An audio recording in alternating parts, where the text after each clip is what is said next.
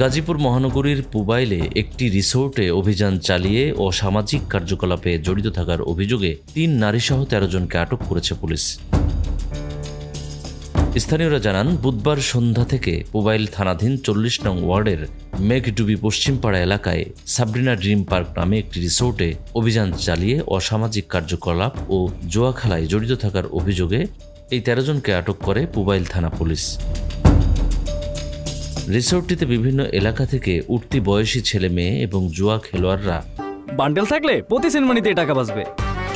বিকাশ send money bundle কিনে জিতুন প্রতি লেনদেনে।